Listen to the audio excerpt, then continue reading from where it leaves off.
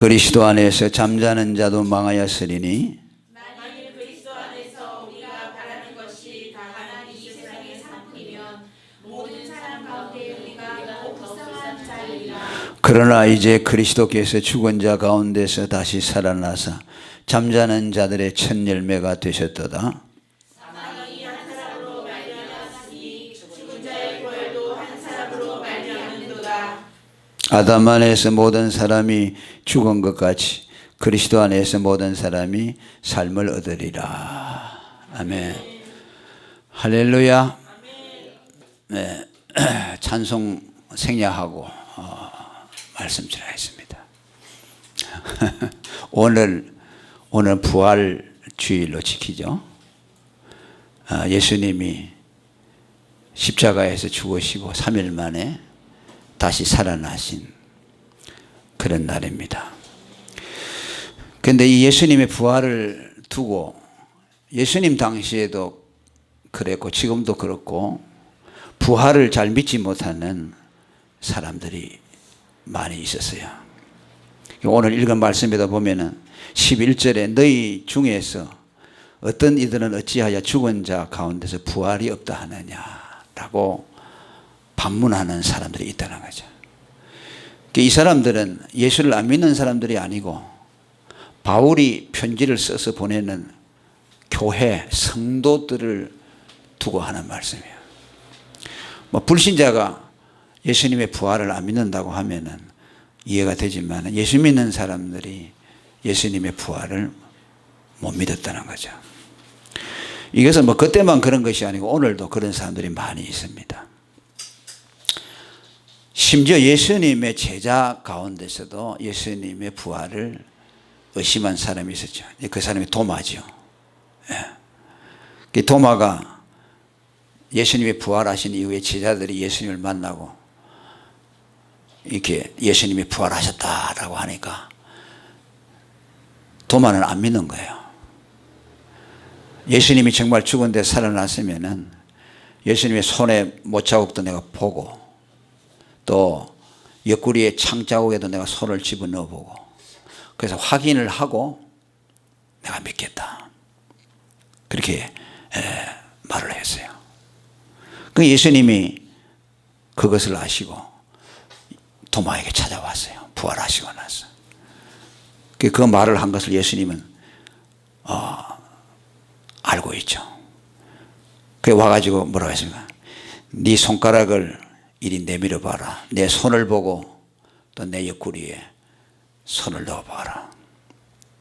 그러면서 너는 믿음이 없는 자가 되지 말고 믿는 자가 되라. 그렇게 말했어요. 그러면서 예수님은 계속해서 말씀합니다. 너는 나를 본고로 믿느냐? 보지 못하고 믿는 자가 더 복되다. 그렇게 말씀을 했습니다. 예수님이 제자라고 하는 사람까지도 예수님이 부활한 것에 대해서 의심을 했으니까 그 의심하는 것은 아마 보편적인 현상이 아닌가. 또 오늘날에도 마찬가지죠. 오늘날에도 예수를 믿는다고는 하지만은 다른 거는 다 믿지만은 예수님이 부활하셨다. 그리고 앞으로 우리도 죽었다가 부활할 것이다 라는 이것을 잘 믿지 못하는 사람들이 많습니다. 왜? 그들이 언제나 들고 나오는 것은 과학이고 의학이죠. 합리주의적인 생각이죠. 그 예수님이 너희가 본고로 믿느냐 보지 못하고 믿는 자가 보고 믿는 자보다 더 복되다고 하신 말씀은 그 말을 우리가 곰곰이 생각해 봐야 돼요. 안 보고 믿는 너희가 보고 믿는 사람보다 믿음이 더 좋다. 그런 단순한 칭찬이 아니고 여기에는 우리 믿음의 속성이 어떠해야 하는가를 말씀하고 있어요. 무슨 말입니까? 너희는 내가 부활해서 너희 눈으로 확인해 보고 손으로 만져본 그 감각적인 체험을 가지고 확인해야만 믿느냐? 믿음이라는 것은 그런 것이 아니다. 믿음이라는 것은 감각적으로 체험적으로 보고 느껴서 믿는 것이 그것은 좋은 신앙이 아니라는 거죠. 야. 그러니까 그게 무슨 말인가? 단순한 칭찬이 아니구나. 그러죠. 보고도 못 믿는 세상인데 안 보고 믿는 사람이 있다니까. 그 사람은 대단하구나. 주님이 그런 차원에서 칭찬한 것인가? 아니라는 말이죠. 너희가 보는 것, 즉 오감에 의존해서 가지고 있는 그 신앙, 그 신앙은 내가 너희들에게 기대하는 신앙이 아니다. 신앙이라는 것은 감각에 의존하는 것이 아니고 하나님의 말씀을 믿음으로 성령으로 인해서 주어지는 그 신앙이 참된 신앙이다. 하나님의 말씀 복음을 들을 때에 듣고서 믿음을 가질 때 성령이 우리에게 오셔서 주어지는 확신, 그 확신이라야 참된 믿음이고 흔들리지 아니하는 믿음이다. 말씀이 들려질 때에 그 말씀을 순종하는 마음으로 믿을 때에 성령이 오셔서 우리 지성과 마음과 감정이 만들어낼 수 없는 초자연적인 믿음을 너희들에게 생기게 할 것이다. 그런 뜻이에요. 오늘 많은 사람들이 믿음이라는 것이 뭐냐면 자기 마음에서 만들어내는 것인 줄로 생각하고 있어요. 내가 결단하고 또 내가 마음속으로 합리적으로 다 생각해보고 검토해보고 그래서 믿는 거. 믿음은 그런 것이 아니에요. 믿음은 순종이에요. 하나님의 말씀해 주신 것에 대해서 순종함으로 받아들이는 것이 믿음이에요. 하나님이 이렇게 말씀하셨으니까 이 말씀에 순종해야 되겠다. 그러면은 그때 성령이 오셔서 내 마음속에 초자연적인 확신을 심어줘요. 이 믿음을 가진 사람들은 많지 않아요. 이런 사람들은요, 어떤 경우에도 믿음이 흔들리지 않아요. 그 신학자들이 사람들의 믿음을 분류를 해서요, 다 예수 믿는다고 하지만은 가만히 보면 전부 달라요. 다 믿습니다, 믿습니다 하지. 그러니까 믿는 건 다 똑같다. 아니에요. 그 신학자들이 검토를 해보니까 다양한 종류의 믿음들을 가지고 있어요.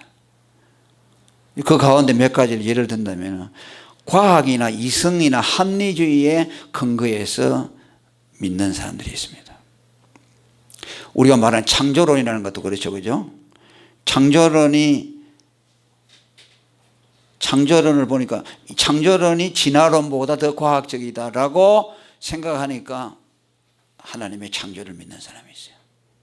아니에요, 우리는. 그런 신앙이 아니에요. 그러면 나중에요, 진화론이 창조론보다 더 과학적이다라는 학설이 바뀔 수 있잖아요. 그러면 그 사람의 믿음은 흔들려 버려요. 비과학적이 되잖아요. 그 합리주의, 과학, 또 이성에 근거한 신앙이 있다고 그러죠. 그런 신앙들이 많아요. 특별히 젊은 사람들 가운데서 이성적으로 자기가 분석해보고 믿으려고 하는 사람이 있습니다. 그 다음에 또 하나는요, 이적에 근거해서 믿으려고 하는 사람입니다. 하나님은 살아계시고 능력이 많으니까 그분이 어떤 역사가 일어나면 대단한 이적이 일어난다. 그래서 그 이적을 보고 믿으려고 예수님을 따라다니는 사람들이 예수님 당시에도 많았어요. 그러니까 그 뭐예요? 호기심이죠. 아니면 뭐 영웅주의라고도 할까요? 예수라는 자가 대단한 능력을 행한다. 병도 고치고 죽은 자도 살린다고 하니까 저분에게 뭐가 있는가 보다. 그래서 따라가죠. 따라다니다가 만일 이적이 나타나지 아니하면 그 신앙은 뭐예요? 또 흔들리게 되죠. 예수가 아니라도 이적이 일어난다. 불교에도 가보니까 이적이 있더라. 점쟁이들한테 가보니까 점쟁이가 무당이 칼날 위에서 춤을 추더라. 앞으로 일어날 일들을 마치더라. 아, 그래? 그러면 그 사람의 믿음은 그쪽으로 치우칠 수가 있죠. 그 예수님 당시에 그런 사람이 많았어요. 그 예수님 뭐라고 합니까? 이 음란하고 부패한 세대가 표적을 구한다고 그래요. 그러니까 예수님 따라다니면서 호기심으로 따라다니는 사람들이 많았어요. 그래서 저분 따라다니면 능력이 있으니까 물고기 2마리 떡 5개를 가지고 와서 5,000명을 먹이니까 경제적으로 좀 도움이 되겠다. 저분 따라다니면 경제적인 수입이 있겠다. 그렇게 해서 따라다니는 사람이 많죠. 이런 믿음에 근거한 사람들이 많아요. 이 사람들은요, 이적을 쫓아다닙니다. 어디 뭐 기도원이나 부흥집회에 가서 누가 훌륭한 사람이 와가지고서 막 병자를 일으켰다 그러면 와 그래요. 그 믿음이 있는 것 같죠? 그런데 이적이 나타나지 않으면 의심이 다 와버려요. 그러니까 이 사람들은 뭐예요? 항상 그 의심을 없애려고 막 이적을 쫓아다니는 거예요. 그게 불쌍하죠, 믿음이. 그 다음에 심리주의적인 믿음이 있어요. 종교를 왜 갔느냐? 마음이 공허하고 답답하니까 신을 믿어가지고 마음의 위로를 받아봐야 되겠다. 그래요. 그래서 하나님을 믿고 보니까 뭐 마음이 좀 평안하다. 뭐 이랬다. 그렇죠? 그런데 교회만 나와서 마음이 평안한 게 아니라 절에 가도 평안하더라. 천주교에 가니까 더 편안하더라. 왜? 아주 고요하잖아요. 안 시끄럽잖아요. 그죠? 우리 교회는 막 시끄럽잖아요. 그러니까 그 사람들이 그런 걸 쫓아 나오다가 또 다른 데서 평안을 준다 하면은 또 그곳으로 갈 수가 있어요. 그래서 어떤 분들은요, 불교에 다니다가 그 다음에 교회도 왔다가 천주교에도 갔다가 막 종교 순례를 하는 사람들이 있어요. 미국에 있는 그 사람들이 한국에 온다고 말이에요. 한국에 와서 절에 와서 참선을 하고 앉았거든요. 그게 왜? 그러니까 미국에서 신앙생활을 하다 뭐 예수를 믿어다 봐도 마음에 평안이 없다는 거예요. 그런데 참선을 해보니까 마음에 평안이 있다는 거죠. 그 잘못. 그러니까 신앙이라는 게 뭐냐면 전부 인간의 이성이나 합리주의나 또 자기 마음이나 또 감각적인 것에다가 기준을 두고 신앙을 가지려면요, 그 신앙은 절대로 참된 신앙이 이룰 수 없어요. 신학자들이 뭐라고 하면 이런 신앙은 구원받을 수 없다 그래요. 이런 믿음 가지고는 천국에 못 들어간다는 거죠. 감각에, 능력에, 보이는 것에 의존된 신앙은 그건 신앙이 아니고 짝퉁이라고 하는 거죠. 그런 사람들이 오늘 많잖아요. 교회 다녀도.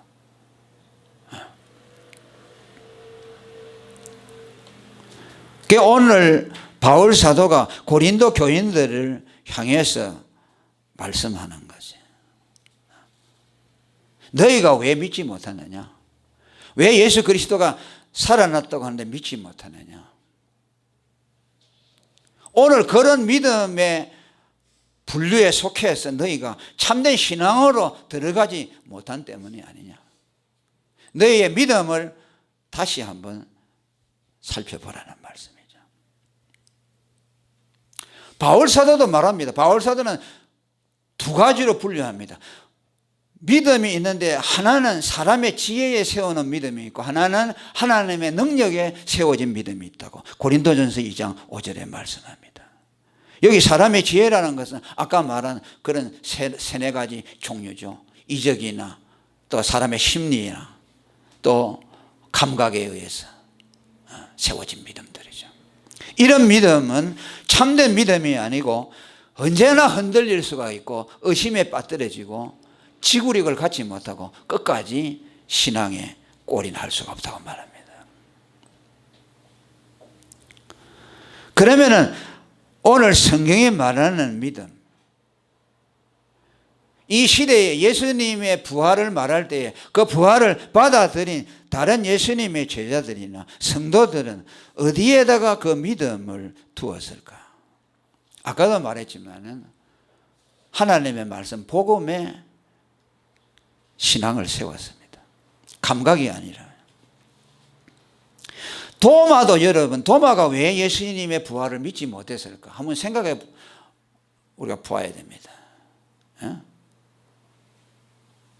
도마가 예수님의 제자 가운데 하나가 되어 따라다녔지만 참된 복음을 알지 못한 사람이라고 할 수 있어요. 정말 예수가 누군지를 분명히 알았다면, 복음을 분명히 알았다면 예수님의 부활을 믿을 수가 있었어요. 왜 그렇습니까?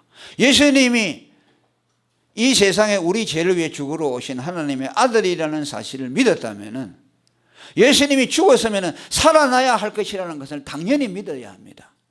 왜? 그분은 죄 없으신 분이기 때문에 우리 죄를 위해서 죽었지만 반드시 다시 살아나도록 되어 있거든요. 그가 살아나지 않으면 하나님의 아들이 아니거든요. 그는 죄인의 죽음을 죽은 것밖에 안 되죠. 그가 살아나는 것을 통해서 죄가 없는 분이라는 것을 우리에게 보여주었고, 그분이 하나님의 아들이라는 것을 보여주었잖아요. 누가복음 16장에 보면요, 부자가 죽어가지고서 엄부에 떨어졌습니다. 그게 너무 고통스럽죠. 불꽃 가운데 고민하고 있는데, 그래서 아브라함을 보고 하잖아요. 아버지 아브라함이요, 우리 형제들이 지금 세상에 살고 있는데 그들도 죽으면 나처럼 이렇게 올 것인데 나사로를 좀 살려가지고 우리 형제들에게 보내서 제발 죽어서 이곳에 오지 말라고, 죽고 난 이후에는 이렇게 고통스러운 엄부가 있다는 걸 좀 알려달라고. 매죠. 그러니까 아브라함이 뭐라고 합니까? 이 세상에는 하나님의 말씀을 전하는 전도자들이 있다. 그들이 예수를 믿으면 구원받고 예수 믿지 못하면 구원받지 못한다는 것을 말해주고, 천국과 지옥이 있다는 것을 말씀해주고 있다. 만일 사람들이 그들의 말을 듣고 천국과 지옥을 믿지 아니한다면 죽은 사람이 살아나가지고 내가 지금 천국을 보고 왔다, 지옥을 보고 왔다 라고 말하면서 제발 예수 믿고 천국에 가야 된다 라고 일러준다고 해서 그 사람들이 믿느냐 하면 안 믿는다는 거죠. 감각적인 것, 경험적인 것에 근거해서 믿음이 생기지 않는다는 거죠. 믿음이라는 것은 하나님이 성령으로 생기게 하는데 어떻게 생기느냐? 하나님의 복음을 들을 때에 그것을 순종함으로 믿으면 성령이 와가지고 그 사실이 눈에 본 것처럼 만진 것처럼 확실하게 믿어진다. 이것이 뭐냐면 하나님의 능력 위에 세운 믿음이라는 것이죠. 오늘 이런 사람들이 많지 않아요.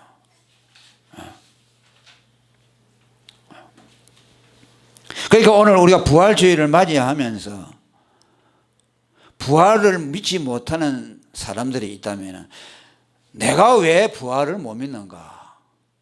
그걸 생각해 봐야 됩니다. 아, 예수가 살아난 것은 그건 과학하고 안 맞기 때문에 그렇다. 그죠? 또 이성적으로 안 맞기 때문에 그렇다.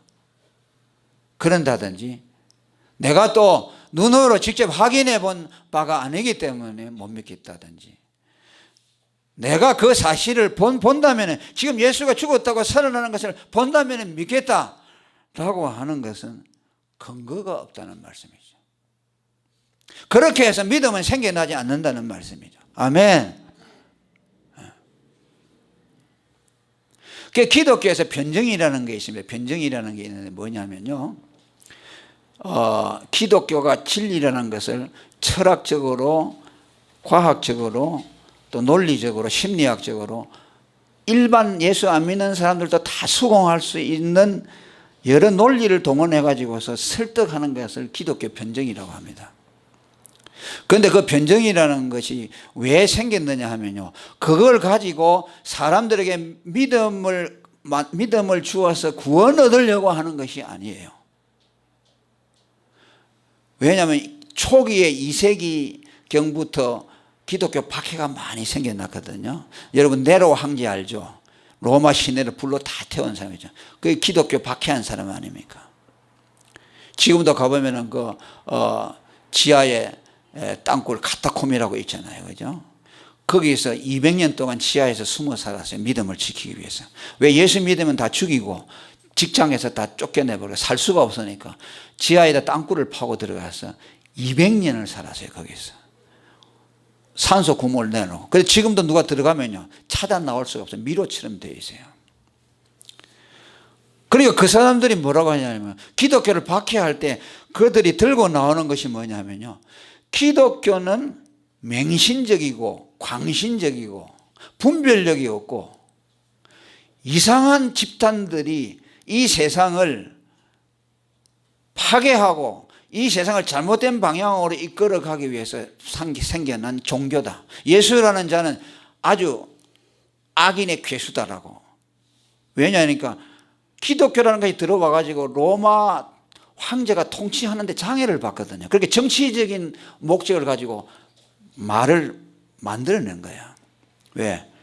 황제 숭배를 하라 그러는데 기독교인들은 안 하는 거예요. 그죠? 황제 숭배를 했어요. 전부 그 시대는 황제에 가서 절을 해야 되고 신처럼 모셔야 돼요. 그런데 전부 다 하는데 예수 믿는 사람은 안 한다. 왜? 예수 믿는 사람은 십계명에서 우상을 숭배하지 말라고 했거든요. 그거 안 하니까 도무지 정치가 안 되는 거예요. 그러니까 저들을 박해해가지고서 다 씨를 말려버려야 되는데 그러려고 보니까 저들은 광신적이고 맹신적이고 또 성찬예식 하잖아요. 성찬예식 하면서 떡을 먹으면서 이 예수님의 살이다. 또 포도주를 마시면서 이게 예수님의 피다. 그러니까 그걸 가지고 뭐라냐면 예수쟁이들은 식인종이다. 사람을 잡아가지고 살을 먹고 피를 마신다. 이렇게 해가지고 모함을 해가지고 기독교도들을 핍박하는 것이요. 그런데 그게 아니잖아요. 기독교는 일반 상식으로도 이해가 되는 종교다. 맹신이고 광신이 아니고 이상한 집단이 아니고 아주 정상적인 사람들이다 라는 것을 설명을 해서 설득을 시켜야 되잖아요. 그러면은 거기에 동원되려면 일반 상식적인 것이 아니면 안 되잖아요. 그죠? 과학적인 것, 철학적인 것, 심리학적인 것을 가지고서 기독교는 아주 지성적이고 합리적이다라는 것을 이제 변호하기 위해서 변정이라는 학문이 생겨났어요. 그런데 그게 뭐냐요? 그걸 가지고서 설득을 하면은 예수를 믿게 하느냐? 안 돼요. 죽어도 안 돼요. 그건 뭐예요? 예수 믿는 사람들을 보호하기 위해서, 박해받지 않기 위해서, 살아남기 위해서 고육지책으로 만들어낸 것이 변정이라는 것이죠. 터툴리아라는 사람이 그랬어요. 아덴과 예루살렘이 무슨 상관이 있냐? 아덴은 철학의 도시죠. 그죠? 철학을 가지고서는 예수를 믿을 수 없다. 철학과 예수는 상관이 없다. 그 무슨 말이에요? 인간의 이성을 가지고 접근해서는 절대로 기독교를 믿을 수 없다는 것이죠. 할렐루야. 그러니까 오늘 그 말이 우리에게 의미하는 바가 뭐냐? 자, 우리가 설명하죠. 기독교를 보고 누가 욕하죠. 그러면 아, 기독교 안 그렇습니다. 기독교가 얼마나 합리적인데요. 이렇게 얘기하잖아요. 그런데 그거 가지고서 예수 믿게 하지는 못한다. 예수 믿게 하는 것은 성령이 오셔야 된다. 아멘. 성령이 그러면 어디에 역사하느냐? 복음을 받아들일 때에, 복음을 믿음으로 순종할 때에 성령이 와서 그 사람 속에 초자연적인 믿음을 넣어주어서 믿어지게 만들어요. 그러니까 이거는요 아주 독특한 것이죠. 기독교는 그러니까 뭐냐? 사람의 지혜로 믿을 수가 없다 그랬어요. 그러니까 기독교가 전파될 때 지금 바울이 편지를 쓰잖아요. 이때가 뭐냐면 기독교 여러분 아시다시피 아테네라는 도시는 철학의 도시 아닙니까? 소크라테스, 아리스토텔레스가 나오고 플라톤이 나오고 그거 전부 철학의 본산인데, 에? 그걸 가지고 그들은 철학자들이 전에도 얘기했지만 철학자들은 신을 찾는 학문이에요. 그런데 아무리 철학을 가지고 신을 찾아도 하나님을 못 만나는 것이요. 그들이 명상을 해가지고 만나는 것은 다른 짝퉁 신이고 가짜백이고 또 어떤 심리적인 현상에서 일어나는 경험들이라고 말해요. 죽어도 안 되는 것이요. 그런데 거기 가가지고서 바울 사도가 예수가 우리 죄를 위해 죽었다. 하나님을 만나려고 하느냐? 예수를 믿어야 한다. 예수만이 하나님의 지혜다 라고 하니까 그 사람들이 철학의 입장에서 보니까 뭐예요? 아주 이건 뭐 이상하게 짝이었거든. 무슨 예수가 지혜야? 그리고 그들 눈에는 예수가 우리 죄를 위해 죽었다는 것은 가장 미련하고 어리석은 것으로 보이는 거예요. 멸시하죠. 그러니까 자기들이 인간의 지혜를 가지고서 예수가 하나님의 아들인데 우리 죄를 위해 죽었다는 것은 철학의 어느 철학이고 무슨 사상이고 그런 사상은 없잖아요. 이상한 거잖아요. 어떻게 하나님이 사람의 몸을 입고 와서 십자가에 죽느냐? 이건 논리도 안 맞는 것이다. 하나님은 영이시고 고소한데 그가 인간의 몸을 입는다는 것은 인간같이 더러워진다는 것이다. 왜? 이언론은, 플라톤이라는 사람이 이언론을 주장했어요. 육체는 더럽다고 하는 거죠. 하나님이 어떻게 인간의 더러운 육체를 입고 오느냐? 그러니까 기독교라는 것은 아주 무식하고 허무맹랑한 것이라고 보는 거예요. 그러니까 자기들이 지혜를 가지고서 명상을 하고 막 철학적인 거에서 신을 찾아내요. 그러니까 신이 없어요. 그런데 예수가 내 죄를 위해 죽으신 하나님의 아들이라고 믿는다 그 말이야. 야만인들 아무것도 몰라. 지식도 없어. 철학도 없어. 그런데 그걸 믿었는데 하나님이 알아지는 것이요. 그 설명해 줄 수가 없죠. 그죠? 그건 하나님을 만나본 사람은 아는 거야. 아멘. 예수가 내 죄를 위해 죽으신 하나님의 아들에게 믿으면요, 내 죄가 싹 없어지면서 하나님이 우리에게 얼굴을 비춰주시는 거죠. 그러니까 하나님을 아니까, 아니 철학자들이 수백 년 동안 신을 만나려고 그렇게 노력했는데도 하나님을 못 만났잖아요. 그런데 야만인들이, 아무것도 모르는 야만인들이 예수를 딱 믿으니까 하나님을 딱 알아보니까 나 하나님 만났다 하는 거예요. 아멘. 하나님을 만났다고 하는. 그러니까 그 철학자들이 볼 때는 웃기는 거죠. 저 무식쟁이들이 무슨 하나님을 만나. 우리가 죽기 살기로 신을 만나려고 해도 안 되는데 그들은 무식쟁이야. 야만인. 한마디로 야만인이에요. 그 성경에 나와요. 야만인들이 믿었다고 그랬어요. 그러니까 희한한 일이죠. 유대인들도 하나님을 만나려고 했죠. 하나님을 못 만났거든. 왜냐하면 율법주의를 가지고 만나려고 못 만났네. 그런데 또 이방인들이 내가 하나님을 만났다 하는 것이요. 그리고 그들이 뭐야? 열나는 것이지. 자존심 상하는 것이지. 이상하다. 어떻게 쟤들이 하나님을 저렇게 순간적으로 만나나? 예수를 믿으니까. 인간하고 하나님하고 단절돼 가지고서 인간이 하나님을 알지 못하게 된 것은 죄 때문에 그래요. 다른 거 아니요. 명상이 아니요. 죄만 해결이 되고 예수님의 피로 제사함을 받으면 하나님이 우리에게 얼굴을 나타내요. 구름이 거쳐지면 태양이 보이듯이 우리가 예수님의 피로 제사함을 받으면 하나님과 우리 사이에 있는 죄가 싹 씻겨지잖아요. 그러면 하나님이 보이게 돼요. 그러니까 믿음이라는 것은 하나님을 만나는 거 아닙니까? 그게 부활을 못 믿는 사람들이 왜 못 믿느냐? 과학과 의학과 상식과 이성과 이런 것들을 가지고 와서 부활을 믿으려고 하니까 믿어질 수가 없죠. 의심할 수밖에 없죠. 하나님도 모르고 부활도 부활에 대한 믿음도 가질 수가 없다. 그러니까 내가 너희들에게 설교를 하고 하나님의 말씀을 그렇게 가르쳤지만은 너희 중에 여전히 부활을 믿지 못하는 걸 보니까 너희들의 믿음이 잘못된 데 세워졌다. 복음을 순종함으로 성령으로 믿어야 한다. 그렇게 오늘 바울이 우리에게 말씀하는 겁니다. 그 다음에 또 한 가지는 무엇을 가르친 거니까 이 부활은 하나님이 정해놓으신 오래전의 경륜입니다. 부활은요, 예수님이 죽었다가 부활하신 것을 통해서 부활이 있구나 그렇게 생겨난 것이 아니요. 예수님이 부활의 시초가 아니요. 부활은 그 전에 이미 오래전부터 하나님이 작정해 놓은 것이요. 그래요? 13절에 한번 보면 13절 읽어봅니다. 시작. 만일 죽은 자의 부활이 없으면 그리스도도 다시 살지 못하였으리라. 15절 또 보면 시작. 만일 죽은 자가 다시 사는 것이 없으면 하나님이 그리스도를 다시 살리지 않았을까. 16절에도 만일 죽은 자가 계속 만일 죽은 자가 사는 것인 거죠. 그러니까 이게 무슨 말입니까? 예수님이 죽었다가 살아나신 것은 죽은 자가 살아나는 도리가 있기 때문에 예수님이 살아났다는 것이죠. 이 도리가 없다면 예수님이 살아나지 못했다는 말씀이에요.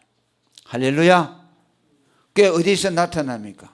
성경에 이미 예수님이 오시기 전에 부활에 대한 진리를 우리에게 약속해 주셨어요. 디도서 1장 2절에 보면 영생을 우리에게 약속하고 있습니다.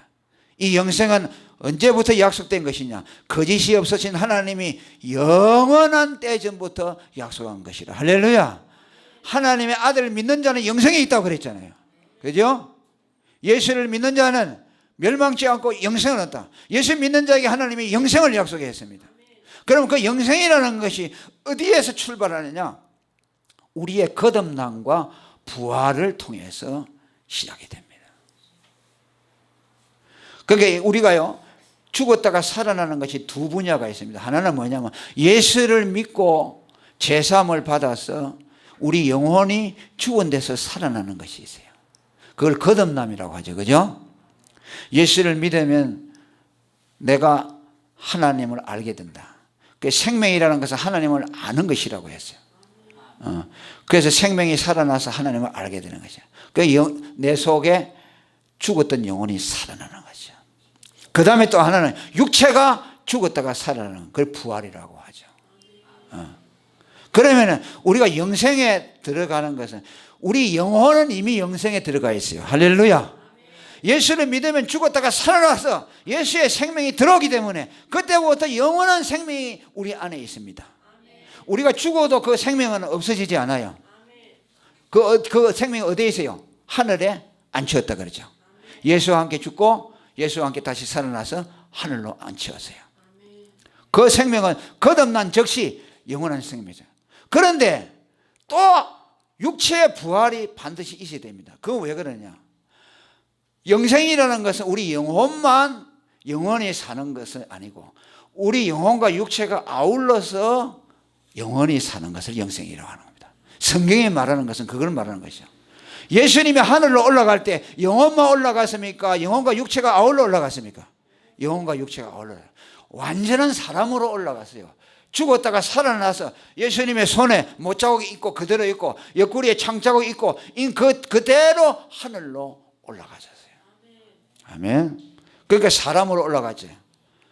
그러니까 우리도 영생으로 들어가는데 우리의 영혼은 거듭나서 이미 영원한 생명이 있지만은 완전한 인간으로 되려면은 예수님이 와가지고 죽은 자 가운데서 우리가 살아나야 되죠. 예수님이 재림하시면 이제 무덤에 있는 자들이 다 일어나죠. 우리도 죽을 거 아닙니까? 우리가 죽어서 이제 무덤에 들어간다. 아니면 뭐 이제 낙골당에 들어간다. 그 있을 거라면 그때 이제 좀 이따가 예수님이 오시면은 우리의 죽은 영혼, 거듭난 영혼이 있잖아요. 그건 하나님에게 가 있잖아요. 그 영혼과 땅에 묻혀 있는 육체가 랑데부를 하는 거죠. 그러면 영과 육체가 합해지죠. 그럼 완전한 인간이 돼. 그때부터 영생에 들어가는 것이죠. 그러니까 부활을 통해서 명실상부한 영생의 생명으로 들어가는 것이죠. 그러니까 영생을 하나님이 약속했다는 것은 그 안에 부활도 약속했다는 것이죠. 부활을 통하지 않고서는 영생이 없다고 말이에요.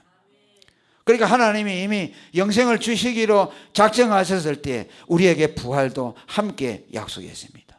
그리고 구약 시대에 다니엘에게 인간이 다시 부활할 것을 다니엘 12장 2절에 말했습니다. 땅의 티끌 가운데서 자는 자 중에서 많은 사람이 깨어나서 영생을 얻는다.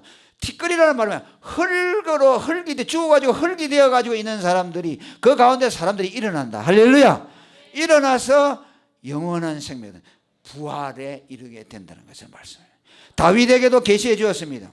사도행전 2장에 보면 그는 선지자라 미리 보는 거로 그리스도의 부활하심을 말하되 제가 음부의 버림이 되지 않고 육신이 썩음을 당치 아니하리라. 다윗은 예수님보다 수백 년 전의 사람이죠. 그런데 예수님이 오셔서 죽으시고 부활할 것을 보았어요. 신기한 일이죠. 자, 그가 오셔서 죽으시고 부활할 거죠. 내 앞에 계신 주를 보았고 내 우편에 계신 주를 보았다. 내 앞에 계신 주를 볼 때 기쁨이 충만했고 내 우편에 계신 주를 보니까 요동치 아니한다. 그러니까 하나님은 한 분이신데 성부와 성자를 다 본 거예요. 다윗은. 그러니까 다윗은 예수님 오기 전부터 삼위일체 하나님을 알았어요. 아멘. 구약의 성도들이 다 그렇게 알았어요. 하나님은 한 분인데 성부, 성자, 성령이 계시다는 걸 알았죠.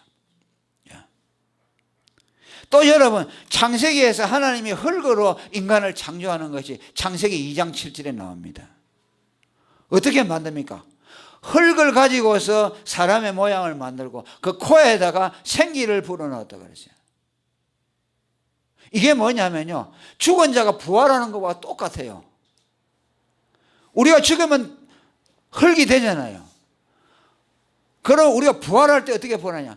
하나님이 죽은 자들에게 생기를 불어넣어서 흙이 됐던 자들이 사람으로 다시 살아났어. 하나님의 생기가 들어가면 온전한 사람으로 다시 살아난다. 그게 뭐냐? 창세기에서 이미 이루어진 것이죠. 그러니까 창세기에 하나님이 인간 창조를 믿는다면 부활도 믿어야 되는 거죠. 왜? 그 원리가 똑같다고 말이에요. 나는 하나님이 인간을 흙으로 창조했다는 걸 믿는데 부활은 못 믿겠다. 그건 말이 안 되는 거죠. 원리가 똑같아요.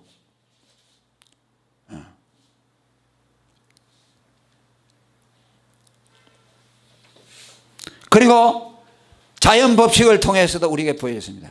여러분, 씨앗을 심으면 그 씨앗에서 왜 싹이 납니까? 그 씨앗이 죽음을 통해서 싹이 나는 거예요. 죽는 거예요. 그 예수님이 요한복음의 12장 24절에 보면은 하나님의 미랄이 땅에 떨어져서 썩는다 그랬죠. 썩으면은 많은 열매가 만들어져. 그 죽음이죠. 그것을 바울 사도는 고린도전서 15장에서 하늘의 미랄이 썩어서 거기서 생명이 부활하는 것을 비유하고 있어요. 그러니까 씨가 살아있으면 열매를 못 맺어요. 여러분, 씨를 가지고요, 여러분 100년이고 놔봐, 여기다 얹어놔봐요. 이건 아무것도 안 살아나죠. 얼마 전에 중국에서 씨앗이 발견된다. 5,000년 전에 씨앗이 발견됐어요. 그런데 그게 지하의 어디 동굴에서 발견됐는데, 거기에 보니까 거기가 습도가 딱 적당하고 하니까, 그런데 그냥 그대로 있었네. 그런데 그걸 딱 땅에 심으니까 씨가 나더라는 것이요. 5,000년이 지났는데. 그러니까 씨앗은 죽음을 통해서 생명이 나타난다. 할렐루야. 그건 부활을 말하는 것이요. 예수님이 우리에게 부활을 말할 때 씨가 죽어서 썩는 것을 통해서 다시 생명이 살아나는 것. 우리가 죽어야만 부활의 생명이 다시 살아난다. 할렐루야. 죽음을 통해서 부활이라는 것을 경험하게 한다는 것이죠. 그러니까 반드시 인간은 죽음을 통해서 다시 살아나야 된다. 그게 자연의 법칙이다 하는 것을 우리에게 말씀합니다. 그 다음에 마지막으로 하나만 더 말씀을 드리면, 그리스도의 부활을 통해서 하나님은 우리에게 믿음과 죄사함의 확신을 주셨습니다. 할렐루야. 자, 예수님이 죽었다가 다시 살아나는 것을 통해서 우리는 무엇을 확인합니까? 아까도 잠시 말했습니다. 예수님이 죽었다가 살아나는 것을 통해서 그분은 어떤 분이라는 거죠? 그분은 죄가 없는 분이라는 것을 보여주셨어요. 왜? 인간은 죽음이 어디서입니까? 죄에게서 온다 그랬죠. 로마서 6장 23절 죄의 싹은 사망이라고 그랬어요. 그런데 예수님이 죽었어요. 그러면은 그분이 살아나지 못하고 그냥 썩어버렸다고 한다면은 그분도 죄인이니까 자기 죄값으로 죽었다라고 말하겠죠. 그런데 그분은 죽지 않고 살아나 버렸어요. 할렐루야. 그러니까 그분은 죄가 없는 분이구나. 그 죄가 없는 분은 누구냐? 죄가 없는 분은 하나님의 아들 한 분밖에 없어요. 할렐루야. 사람의 몸을 입고 오신 하나님의 아들 예수 그리스도. 그분만이 죄가 없어요. 그분이 하나님의 아들이죠. 그죠? 그것이 예수님의 부활을 통해서 우리에게 확인시켜 주셨어요. 그 로마서 1장 3절에 뭐라고 했습니까? 예수님이 죽었다가 다시 살아나는 것을 통해서 뭐라고 하죠? 하나님의 아들로 인정되었다고 말했어요. 다른 번역에는 선포되었다고 말합니다. 예수가 죽었다가 살아나는 것을 통해서 그는 보통 죄인의 인간이 아니고 하나님의 아들이라는 것을 만천하에 증거했다는 것을 말씀합니다. 그러니까 우리가 그 예수님을 보면서 뭐라고 해요? 예수님이 죽으신 것은 자기 죄 때문에 죽은 것이 아닌데 그는 왜 죽었을까 생각하게 되잖아요. 그죠? 성경에는 죄인이라야 반드시 죽는데 저분이 죽었다고 말이에요. 그리고 죽었다가 또 살아났다고 말이에요. 이게 뭐야? 안 죽든지 또 죽으면은 그냥 죽어서 썩어버리든지, 죽었다가 다시 살아났다가 말이야. 헷갈리잖아요. 그건 뭐야? 죽기는 죽었는데 그러면 뭐야? 왜 죽었느냐? 죄인이 아닌데 죽었느냐? 아, 다른 사람의 죄 때문에 죽었구나. 아멘. 자기 죄 때문에 죽은 것이 아니고 누군가 다른 사람의 죄를 위해서 죽었으니까 그 죽음으로 뭔가 다 해결이 되고 나니까 살아난 것이 아닌가. 저번에 설교한 대로 죄는 인간이 지지만 죄값은 누가 갚아요? 예수님, 하나님의 아들. 왜? 우리는 죄값을 갚을 자격이 없어요. 우리는 죽은 시체이기 때문에 시체를 죽여봐야 죄값이 안 돼요. 죄값은 어떻게 죽여야 됩니까? 살아있는 생명이 죽어야 죄값이 되죠. 그걸 죽음이라고 하는 거죠. 살아있는 죽음을 죽을 수 있는 분은 하나님의 아들밖에 없어요. 그분 예수님밖에 없다. 그러니까 우리가 죄는 지어놓고 갚을 수 없으니까 하나님이 저들과 죄값을 못 갚으면 어떻게 됩니까? 죽어서 영원히 죄의 벌을 받아야 되죠. 이 세상에서 고통을 당하고 그 다음에 죽어가지고서 또 죽음 속에 또 들어가는 거야. 그 지옥이라는 것은 뭐냐면 계속 죽음을 죽는 거야. 계속 죽으면서도 죽지 않는 죽음이요. 영원한 죽음이요. 아멘. 죽으면서 안 죽는 죽음이요. 그게 지옥이요. 그래, 그걸 영원한 멸망이라고 하는 것이요. 멸망이라는 것은 소멸되는 것이 아니요. 죽어서 없어져 버리면 차라리 괜찮아. 그렇잖아요. 내가 너무 고통스러우니까 내가 자살해가지고 죽어버리면 깨끗하겠지. 그게 아니라고 말이요. 죽었는데 또 다른 세계에 들어간다고 말이야. 네가 죄값을 갚았느냐? 못 갚았어. 그럼 너는 영원히 죄값을 지불해야 된다. 그런데 죄값을 지불하는데도 죄값이 지불이 안 되죠. 계속 죽는 거죠. 그게 멸망이죠. 계속 죽는 거죠. 죄값을 내놔라. 그 고통이 오고 죄값 내놔라. 죄값 내놔라. 죄값 못 갚죠. 그러니까 형벌이 계속 그 사람에게 오는 거죠. 영원히 계속되는 것이죠. 그래서 지옥에 있는 것은요 아주 합리적이요. 죄빚을 못 갚았으니까 계속 형벌을 받아야 되죠. 그러니까 예수님이 이 세상에 오셔서 우리를 대신해서 죄값을 갚아주려 하다. 그러니까 안 죽어야 될 분이 와서 죽었다. 그런데 죽어가지고 또 살아났다. 그걸 생각을 해봐야 된다 그 말이야. 안 죽어야 될 분이 죽었다는 것은 왜 그랬을까? 그 자신이 죄 때문에 죽은 것이 아니라면 다른 사람의 죄를 위해서 죽었나? 그런 생각이 들. 여러분 생각해 보세요. 예수님이 자기 죄 때문에 안 죽었다면 한번 생각해 보세요. 다른 사람의 죄 때문에 죽은 것 아니면 다른 이유는 하나도 없어요. 그 한 가지 이유밖에 없어요. 다른 이유 좀 설명해 보세요. 예수님이 자기 죄 때문에 안 죽었다 그러면은 무엇 때문에 죽었는가 한번 설명해 봐요. 설명할 길이 없어요. 다른 사람을 위해 죽었다는 거 사실 외에는 설명할 길이 없어요. 안 그래요? 설명해 보세요, 여러분. 그러니까 다른 사람의 위해를 죽었다. 그 다른 사람이 누구냐? 하나님이 그리스도 안에서 택해가지고 죽으시기로 tak정해 놓은 그 사람, 자기 백성이 있다. 아멘. 자기 백성을 제의제어 그 백성들을 위해서 죽었다. 그러면 예수님이 다른 사람의 죄를 위해서 죽었으면 우리가 그 예수님이 죽어놓은 죽음을 예수님의 것이 아니니까 우리를 대신해서 죽었으니까 그 죽음을 우리가 가져와야 된다 그 말이야. 아멘. 그걸 가져와서 예수님 내 죽음, 내 죄값을 치른 죽음으로 가져오겠습니다. 예수님이 우리에게 원하는 것이 그것을 말하는 것이야. 내가 다 이루었다. 이제 이것을 너희들이 가져가라. 그것이 뭐냐면 나를 믿으라는 것이요. 아멘. 예수님이 그냥 와서 나를 믿으라. 무조건 믿으라고 했잖아요. 수양하라고 하지 않았어요. 불교는 너희가 108번뇌를 벗어나야 된다. 참선을 많이 해가지고 해탈해라.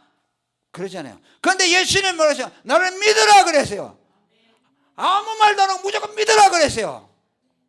왜 믿으라고 했을까? 내 죽음을 너의 죄값으로 믿어라. 내 죄값을 너희 죄값으로 받아들이라. 내 죽음을 내가 죽은 죽음을 너를 위한 죽음이라는 것으로 믿어라. 아멘. 그 말이요. 우리 아이들이 중학생들이 둘이가 오늘 세례를 받았어요. 어제 내가 토요일날 세례문 다음에 다 가르쳐. 예수 믿는 것이 뭐냐? 그렇게 말하죠. 이걸 모르면 100년 교회 된 교회에 설교했다. 그래서 1시간 동안 강조를 했어요. 그 애들은 원래 이제 복음을 들으는 거 알지만, 오늘 또 내가 세례받아서 물어봤어요. 예수님이 나를 대신해서 죽으신 것을 믿습니다. 그래서. 그죠? 그래 내가 박수를 쳐주고, 교회에서 박수를 쳐줬어요. 예수님의 죽음은 자기를 위한 죽음이 아니고, 나를 위한 죽음. 그러니까 예수님이 죽었다가 부활한 것을 통해서 예수님이 내 대신 죄값을 하나님께 지불함으로 내가 그분을 믿으면은 죄 사함을 받고 구원을 받겠다는 믿음의 확신을 심어준다. 부활이 뭐냐? 그것이란 말이에요. 부활은 뭐 하나님이 위대해가지고 죽은 자도 막 살리는 그런 하나님, 뭐든지 할 수 있는 분, 막 죽은 자도 막 살리는 능력을, 그 하나님의 능력을 자랑하기 위해서 한 것이 아니요. 아멘. 우리를 대신해서 죽으신 하나님의 아들이라는 거야. 그분이 죄가 없는 분이라는 것을 보여주기 위해서. 예수님의 죽음은 뭐하고 연결되느냐? 죄와 연관되어 있어요. 우리를 죄에서 구원하시기 위해서, 우리로 하여금 예수를 하나님의 아들로 믿도록 믿음을 우리에게 심어주기 위해서 예수님이 부활하신 거예요. 아멘. 무엇이라고요? 예수님이 왜 부활했다고요? 예수가 내 죄를 위해 죽으신 하나님의 아들이라는 것을 믿도록 하기 위해서 부활했다. 그런데 어떻게 합니까? 예수님이 부활했다. 아, 뭐든지 할 수 있다. 막 사람들이 그러죠. 예수님이 죽은 자도 살려줬으니까 우린 뭐든지 할 수 있다. 그래가지고 막 사람들의 마음을 붕 띄어가지고 막 체면 걸린 것처럼 해가지고 막 이렇게 도취돼가지고 이렇게 하는 사람들이 많잖아요. 부활을 가지고서 그렇게 만들잖아요. 그게 아니에요. 부활을 통해서 예수는 죄가 없는 하나님의 아들이다. 다른 사람을 위해서 죽었다는 것을 확신시켜 주신 것이다. 그러니까 우리에게 저분을 믿으면 내가 제사함을 받겠구나. 저분에게로 가면은 내가 구원을 받겠구나 하는 믿음을 우리에게 심어주시는 거예요. 그것을 위해서 예수님이 부활했다고 말씀합니다. 그 다음에 마지막으로, 아까 마지막으로 그랬는데 하나만 더 합시다. 이 예수 그리스도의 부활은 예수님 혼자만의 부활이 아니고 그와 연합된 모든 성도들에게도 부활을 약속해 주셨습니다. 할렐루야. 23절에 읽어보면 23절 시작. 23절.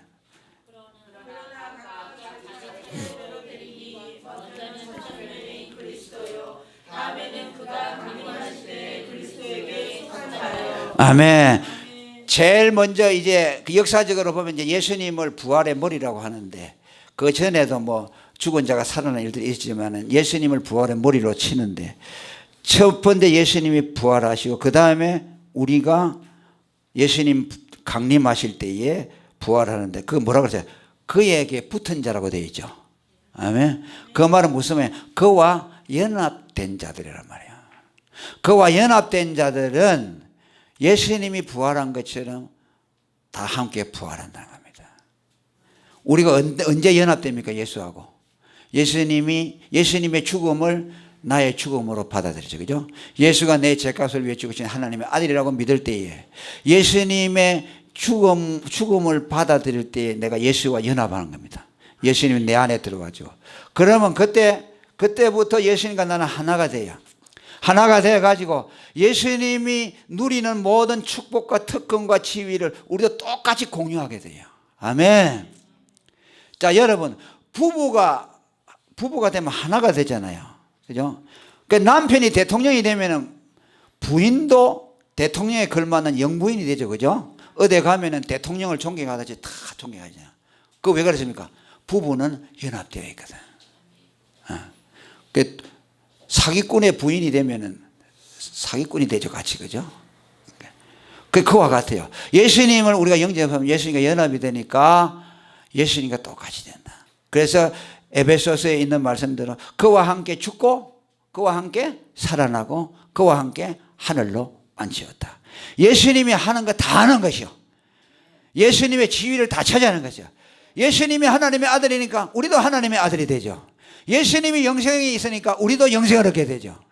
예수님이 천국의 주인이니까 우리도 천국을 소유하게 되는 거죠. 똑같아요. 예수님과 하나도 모자라는 게 없어요. 그러니까 예수를 믿으면 예수님께 연합되다. 그걸 갖다가 저번에 로마서 8장에 뭐라고 했어요? 접붙이는 것이라고 그랬죠. 아담에게서 있는 돌감람나무 우리 가지를 잘라가지고 참 감람나무인 예수에게로 접을 붙이니까 내가 예수의 후손이 되어버렸죠. 예수에게 붙어서 예수에게서 나오는 생명의 진액을 다 빨아먹는 것이요. 전에 아담에게 붙어 있을 때는 아담의 죄를 갖다가 흡수해서 죄인이 됐죠.